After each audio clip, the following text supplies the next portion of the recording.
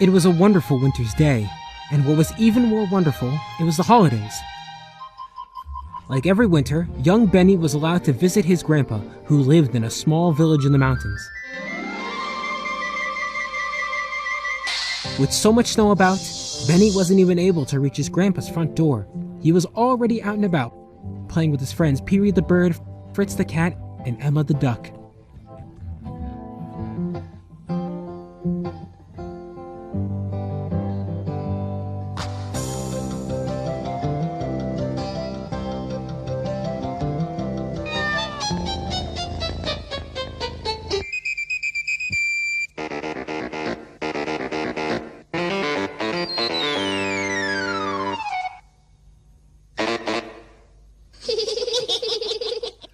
When Benny hadn't shown his face by late afternoon, his grandpa came outside to call. Benny? Benny! But he got no response. He never listens. Grandpa grumbled as he set off looking for him.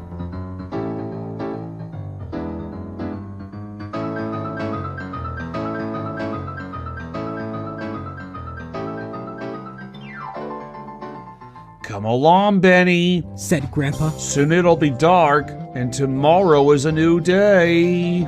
Benny agreed, and the two set off for home without much trouble. After all, Benny had become quite tired and hungry out in the snow.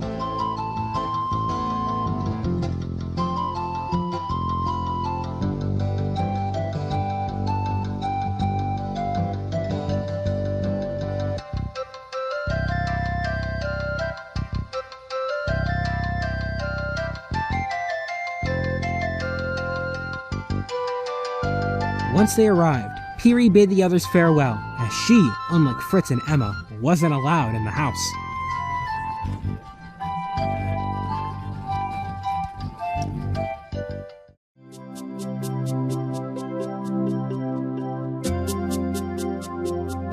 Once they were in the living room, Grandpa told Benny, Take a look-see.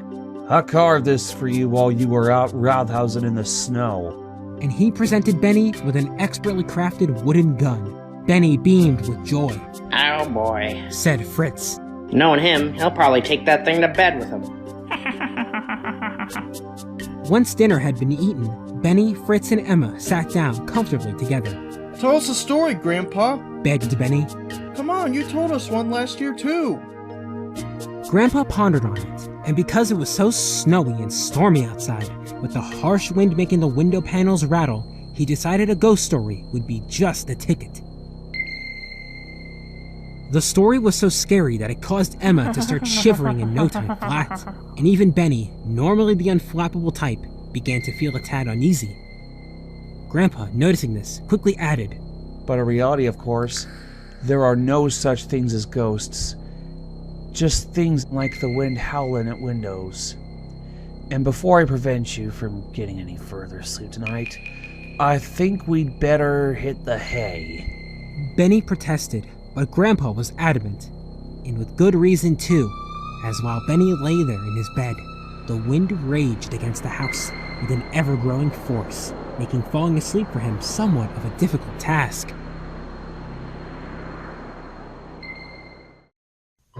By morning light, word had already reached the village that Benny was visiting his grandpa. And so, Benny's steadfast friend Balto came up to the house to meet him.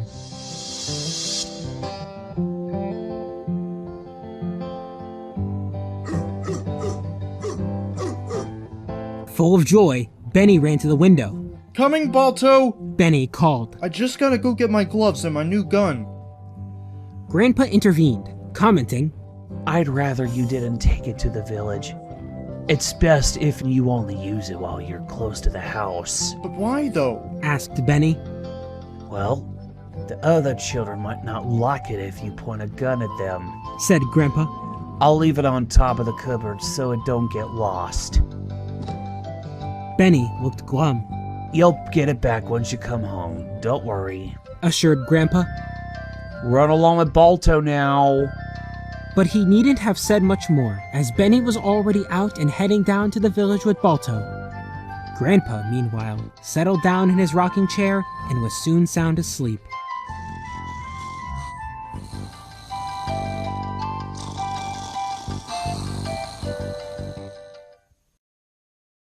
was an unusually harsh winter that year. Even the road surfaces had become buried under snow. Benny and Balto had barely arrived in the village when they came across Como, Balto's bitter rival. Oi, Balto! Hissed Como. You're hanging around that kid again? How pathetic. That's jealousy talking. Benny laughed. It really was the same. Every single year, every time he'd come to visit his grandpa, these two simply couldn't stand each other. Excuse me, everyone! We have an emergency! Cried Mrs. Miller, the baker's wife. Everyone looked astonished. I heard the howl of a wolf! There are wolves here! Nonsense, said the hunters who happened to be in the village. there's been nary a wolf here for 50 years, lady. You sure you heard one? Definitely! Pleaded Mrs. Miller. It's just like how I heard it on TV. Last week, I watched a program on wolves, and they sounded exactly like that. I beg of you to check, for you are hunters, are you not? And since the hunters had nothing else to do that day, having waited around for a while, they agreed. Alright, I suppose we'll take a look. Come with us, Balto and Como, if it'll stop you two from arguing long enough. Balto and Como didn't need to be told twice, and without even saying goodbye to Benny, they sped off. They ran so fast that it was tiring the hunters to keep up with them. Benny had heard enough and hurried straight back home. He wanted to tell his grandpa and his friends about the news.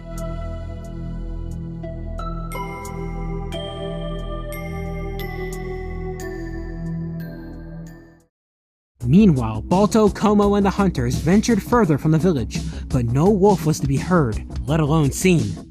There's no point continuing. Admitted the hunter. Mrs. Miller was wrong. I did have that gut feeling. Wolves died out in this part of the country years ago. Let's head back. The search party turned around and started for home, but...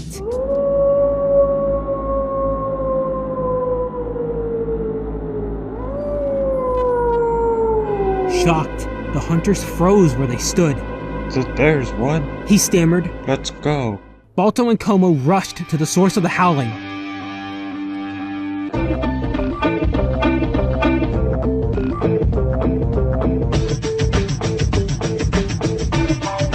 Suddenly, they found themselves at the brink of a large gorge.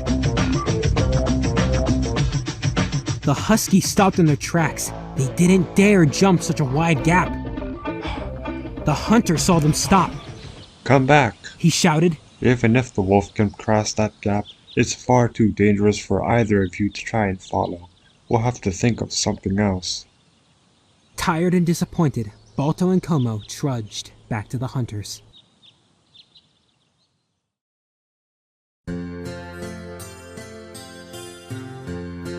Back at the house, Benny excitedly told his grandpa about Mrs. Miller hearing a wolf. Mumbled Grandpa. It could very well be that wolves still roam this area. Last I heard of one, though, was back when I was about your age. But we haven't had this harsh of a winter in a long time. It's unlikely they'd be able to forage anything in this. Still, we should remain cautious, just in case. Can I go out and tell Peary, Fritz, and Emma about all this anyway? Asked Benny. Of course, my lad. Just don't stray too far from the house. I'll be right here. Benny grabbed his wooden gun and went looking for his friends.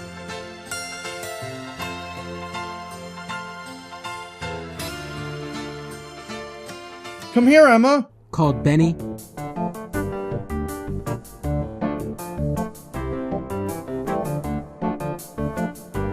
What you've got the gun for? Asked Emma. I'll tell you when we find the others. Benny replied. Why only then? Asked Emma. Did something happen? But Benny gave no response. Peary heard the two talking and flew over.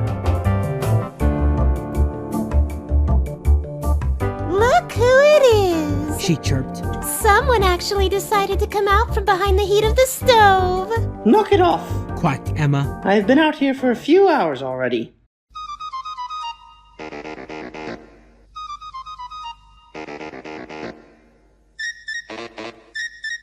Cut the bickering, you two. Said Benny. I've got something important to tell you both, but only once we found Fritz first. Otherwise, I'll have to tell it to you all twice. Okay, fine. conceded Peary. But Fritz isn't in the best of moods. I doubt we'll get to see him today. Fritz had barely anything to eat that day, and so he slunk around the woods hungrily. Benny, meanwhile, had given up on finding Fritz, and so was telling Peary and Emma what had happened in the village. Fritz, however, had lost his patience and gave up on his thoughts of hunting mice as soon as he ran into the group. Well, if I can't get anything to eat, He pondered. then I'll at least get a little fun out of scaring the three. Scolded the bird. Benny laughed. If you really want to scare us, you're gonna have to do better than that. Peary was still somewhat in shock. I told you he wasn't in the best of moods. He might be my friend, but you can never trust cats. Ah, calm down. Said Benny. You know Fritz didn't mean any harm. How about we all go into the village together? Perhaps we might even catch that wolf. What wolf? Asked Fritz.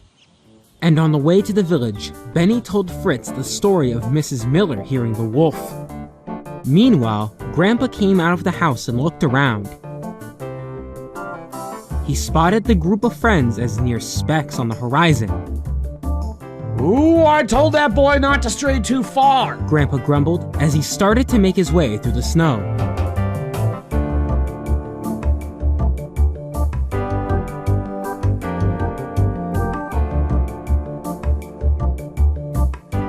Benny? Benny! Please wait for me. It's not like I'm some kind of bullet train. He said. We were just heading down to the village. Explained Benny defensively. We wanted to know if Balto and Como had nabbed that wolf already. If that's the case, Pondered Grandpa. that's something I'd also like to see. And so, the group reached the village.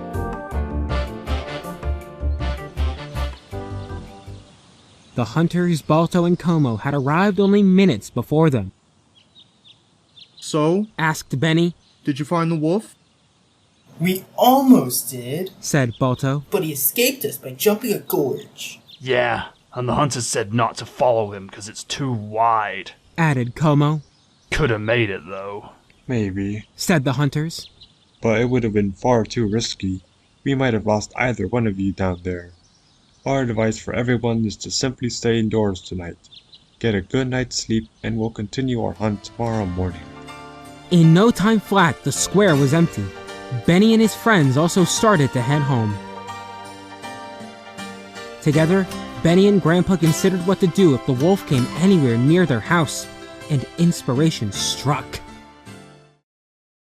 Immediately after breakfast the next morning, Benny and Grandpa headed outside. So, what's the plan? Chirped Peary excitedly. This! Responded Benny. Grandpa's built a trap for the wolf. This is how it works. Said Grandpa. I've dug a very deep hole and covered it with a net.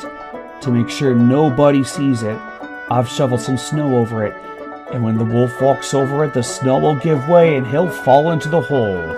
But what if the wolf doesn't walk over it? Simple. Said Benny. We'll lure him in using Emma. Wolves like to eat ducks, so we can bait him into falling in as long as he's following her. You won't trip it, Emma. You're too light for the snow to give way. I suppose. Said Emma. My grandpa's pulled that stunt before, and he's still quacking. So, it's worth a shot. Quick, Peary, fly away! I can hear him coming! Shouted Benny. Indeed, the wolf was on the prowl not too far from Grandpa's house, and what's worse, he couldn't have been more hungry.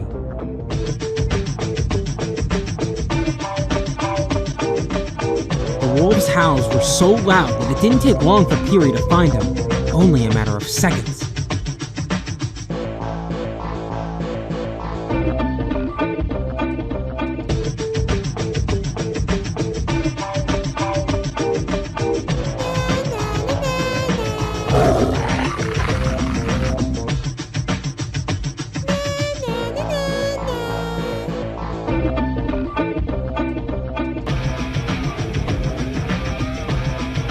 As was planned, Emma swam to the pond. Roast duck. Growled the wolf, licking his lips hungrily. Now, Emma! Shouted Peary, Get out of there! and Emma started waddling out.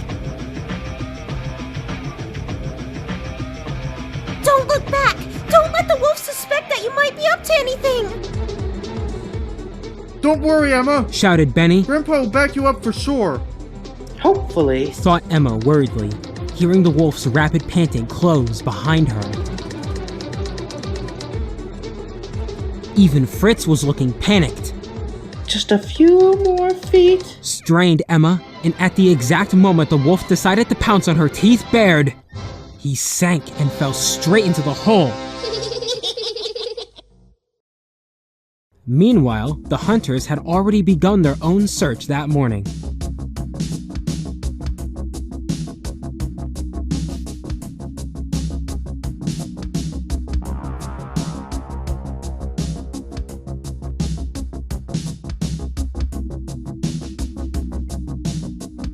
It didn't take long for them to start hearing the wolf's howls.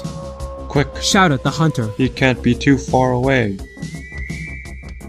When they saw Benny, who had climbed up to the treetops along with Fritz in the meantime, they called out. Don't worry, Benny, we'll help you. We don't need help. Laughed Benny. Perry, Emma, and Grandpa have already lured that wolf into a trap. He's down there. The hunters were astounded. Just at that moment, Grandpa came outside. He'd retreated back into the house to call the hunters and was just about to retrieve the wolf from the trap. But it seemed that was no longer necessary, as the hunters had already found it and tied it up. They were somewhat cross. What were you thinking catching that wolf alone? Didn't you think of the danger? All part of the fun. Exclaimed Grandpa. Really, it was only dangerous for Emma, but she's still fine and well all the same.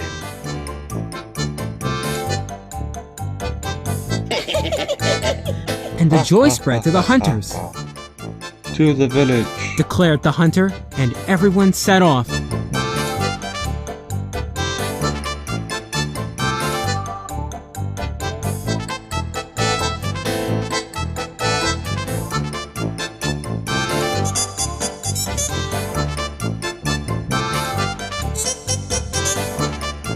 Everyone came running outside, including Balto and Como.